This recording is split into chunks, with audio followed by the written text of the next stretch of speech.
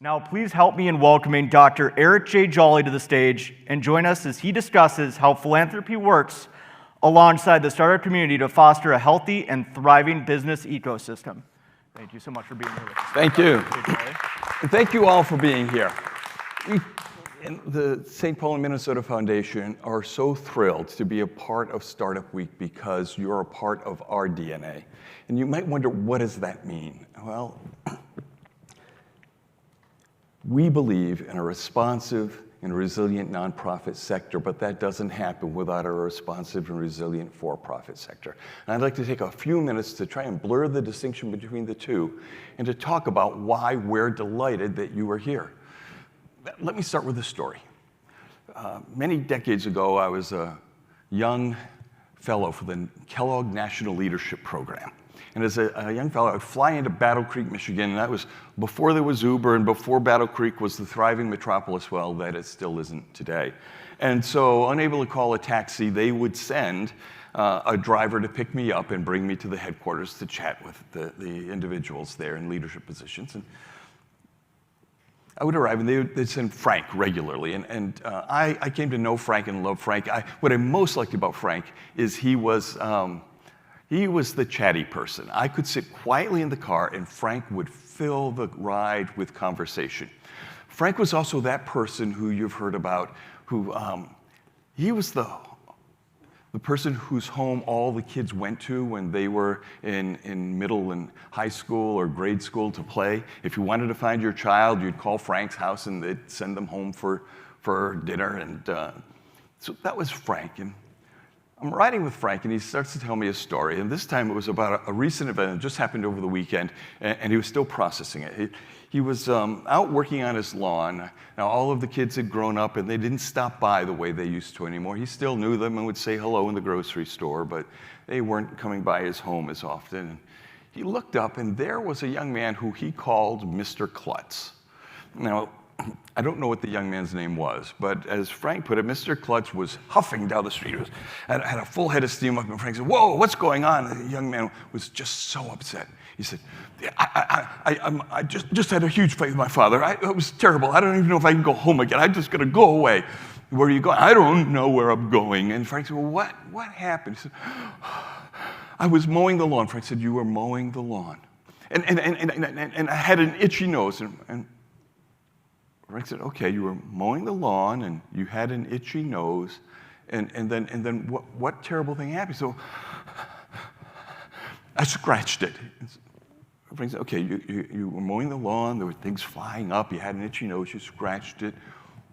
What's so bad? He said, it's a self-propelled mower. I had taped down the handle, and I took out my mother's flower garden.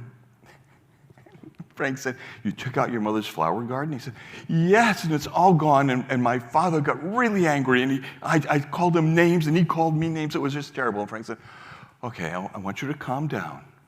Now, just calm a little, and just walk a little further than you had planned, maybe a little more around the block, and just when you finally start to feel like you can breathe again, walk home. And what I want you to do is, well, when you get home, do something to show your dad you're sorry. Just, rake up the flower petals or take out the trash, something like that. And just do that. And Mr. Klutz said, you think? And Frank said, yes, I'm sure. And Mr. Klutz continued walking down the street, and Frank ran into his house, and he called up the young boy's father, and he said, I just saw your son. And the father said, oh my gosh, that kid's going to be the death of me. He took out the flower garden. I lost my temper. You know I've got a bad temper. I said things I didn't mean to say. I don't know what I'm going to do or what I can say to him next. Frank says, here's what I want you to do. Just take a moment and see when he comes home, if he does something to show you he's sorry, like pick up the flower petals or take out the trash. And if he does, just give him a hug. You won't need to say anything more. That brilliant, wonderful man, Frank, taught me more about community change and philanthropy in that moment than I would get from all of my time with the Kellogg Foundation. You see, because Frank knew many of us go around our communities gathering the seeds of change, but too few lay the foundation for a fertile environment. And what I want to talk about today is how you, as entrepreneurs, are those seeds of change that we hope to gather here to create a force in Minnesota and around the nation and eventually the world for a place that is more responsive to our community in a way that is more resilient than we'd ever imagined. How do we create that fertile environment? Well, in Minnesota, we have an incredible story to tell. One part of that fertile environment is the nonprofit sector. The nonprofit sector in Minnesota from 2012 to 2018, those are the last period we have for this date, grew at a rate of 14.7% over base. The for-profit sector, the sector you're in and representing, grew at about 11.5%, and the public sector at 9.9%. The nonprofit sector grew, and it grew in the size that startups are. 98% less than $10 million a year in annual budgets. These are people who have a passion to change the world, whatever part they're holding on to, and they know exactly how they're going to go about their business tomorrow, but they may not know how they're going to fund it. And this state has figured out how to make that grow. 14% of all employment in the state of Minnesota is in the nonprofit sector. Now, the statistics I'm going to give to you come from three different sources, right? They come from the Bureau of Labor Statistics of the United States, Department of Employment and Economic Development, DEED, from the Federal Reserve in Minneapolis. And I can tell you they gathered their data all on different dates and all with different criteria, and so it doesn't fully match, but the story is pretty much the same. Our nonprofit sector has provided a backbone for the kind of work that you want to do. What are some of the examples? When the state wanted to launch a broadband initiative that created the audience for those of you who are doing Internet of Things and other great work, so that you could connect to the data that they were generating in their homes and in their workplaces. It was the nonprofit sector that led that governor's program. We led the broadband initiative. When the governor knew that housing was a problem statewide and created a housing initiative to reach the state, it was the nonprofit sector that dealt with that. When our state had to face the reconciliation from the murder of George Floyd, and the state put together a Main Street redevelopment and revitalization program, they went to the nonprofit sector to provide that interface and reach into the for-profit community.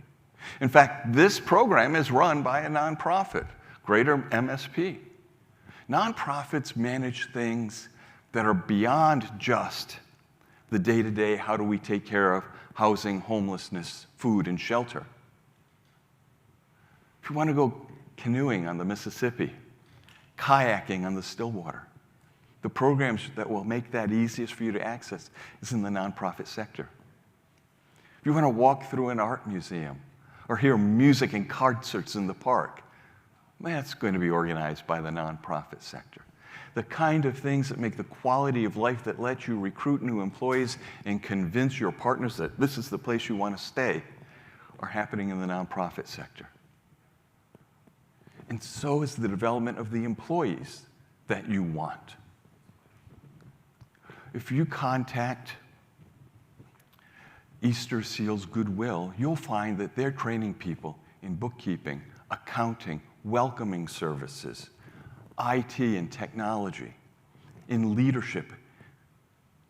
If you go to Ujamaa Place, we have a host of men returning to new leadership roles and ready to step into any organization and offer them insights on how to connect to community in deeper ways. If you go to All Square, you'll meet people trained in the food service industries and sector, ready to step in. The nonprofit sector has been developing the workforce that this state needs for more than 50 years. They'll tell you 200 years, but in ways that step up to your needs today. In the last decade, that has been incredible. So what does a foundation have to do with this? Well, as I said from the beginning, we want a responsive and resilient nonprofit sector, and we want you to recognize some of the ways in which the nonprofit sector is so different and so similar. Responsive. How do we deal with the emerging and unique needs of a community? Well, we do that by convening. And if we're doing our job right, we're going to hear from you or you're going to hear from us. As entrepreneurs, we're going to want to bring your thinking outside the box to our problems. Now, you learned earlier that I was the CEO of this wonderful science museum in St. Paul for more than a decade, nearly a decade ago. What can I tell you about that? Well, I got here by being a scientist. I was gold medalist at the International Science and Engineering Fair for designing the nitrogen capacitive discharge laser. Now, what you should know is nothing about that laser. It's now old technology. But back then, it was brand new. And it was before I started my college classes in physics and mathematics. And as I finished my first degree in physics and engineering, I realized if I had already had the degree, I wouldn't have designed the laser, because I wouldn't have brought outside the box thinking to a very formal program of study. What I love about this week is I get to meet people from all over the state, all over the nation. This is the second largest startup week in the Midwest, who are thinking outside the box, who are bringing solutions from other disciplines, who are thinking of unique ways to unite disciplines and see the world differently. And so when we want to be responsive, we convene. We invest in community-led solutions, and we want the whole community. And so as a foundation, you'll be able to tap on to our knowledge base and not just tap into it, but help us grow it. So when we look at an emerging problem, we look at emerging leaders to help us see our way through that problem. Resilient. Being able to stand up to the economic ups and downs of our economy. That means that we use that $2 billion beyond just grant making. Oh, we do grant making. We'll do bridge grants for places that are traumatized because of COVID. We'll do emergency loans. We'll do all sorts of things, but we'll also invest with MEDA in our entrepreneurial sector. We'll put together with Tundra, you'll hear about that later, an investment pool so that we can be a part of bringing this state into the forefront of technology and new emerging industries. We want to be a part of that. Resilient. We'll help you develop the parts of your work that will sustain you through the economic downturns. At the Science Museum of Minnesota, we wanted to be able to keep the doors open so people could bring youngsters in and explore their role in science, technology, and informing the world ahead. But the people we wanted to bring through the doors weren't always the ones who could afford to pay for it.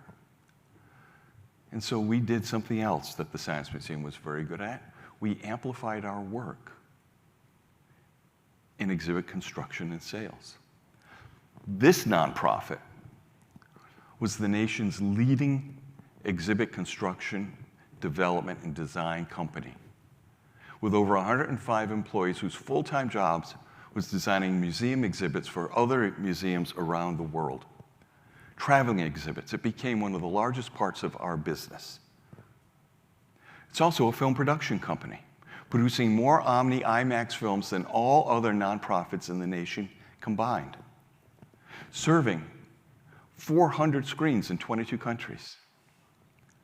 Remember, nonprofit is a tax status, not a business plan. We have all got business plans, and we've got something to share with you. How can we work with you? Well, we hope that you will tie together your best efforts with some of our interest. That you'll get to know the nonprofit sector when you're recruiting. That you'll ask us about the ways in which we invest. That you'll inform the ways in which we create that fertile environment that you want to grow in. That you'll let us know where you need to be. Together, we've made Minnesota the #1 place for business survivability in the Midwest for new upstarts. Together, we've made Minnesota the #1 location for the success of female entrepreneurs. Together, we've made Minnesota the #1 location per capita for Fortune 500 companies. Together, we've made Minnesota the #1 place in patents per capita in the US for medical device industries writ large. And in fact, as a population center, the #1 place for those patents in the nation. And together, we've created the nonprofit infrastructure to support this effort, whether it's the Minnesota High Tech Association, In Focus, all of these organizations, Greater MSP, Itasca. We're here to help make that part of your life easier, laying down roots, taking advantage of this fertile environment. And we hope, as you mature, as companies, as individuals, helping to recreate for the next generation that fertile environment. We manage for nonprofits and for-profits many of their funds. When you're ready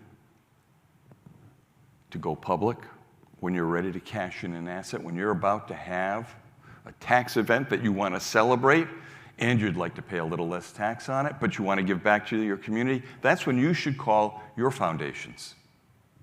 The St. Paul and Minnesota Foundation is the largest statewide community foundation in this state. We're one of the 12 largest in the nation. And we can help you set up a donor-advised fund that lets you find both tax shelter for your recent harvest and a place to create the fertile environment for the next generation's seeds of change. We can help you with a lot of things. We do PRIs, we do program-related investment, mission-related investment, donor-advised funds. We manage the endowments of over 200 nonprofits across the state. And we give pride to our partners. Pride that in the entire nation, there is only one foundation that has been accepted as a signatory to the United Nations Principles for Responsible Investing, and that's here, the St. Paul and Minnesota Foundation. But there is only one place-based community foundation that welcomes all of the community into their philanthropy and is set up to manage Sharia-compliant funds, and that's here at the St. Paul and Minnesota Foundation. There's only one foundation that convened national leadership to stop the funding of hate groups, and that's here, the St. Paul and Minnesota Foundation. And how do we do that? How do we become that seed of change? Because of the environment that you, our entrepreneurs, are demanding. A just, equitable, and vibrant Minnesota in which all communities and people thrive. We are here today to welcome you and to tell you what a joy it is to have you here by offering our hand out in partnership, in investing, in referral, in supporting the nonprofit infrastructure that makes you more likely to succeed, to recruit, to retain talent in your community, and to have a place that you can call home. Together, we will gather the seeds of change. We'll create a fertile environment. And with your success, we'll welcome the next generation of entrepreneurs. Thank you so much for your time and attention. It's been a pleasure to be here.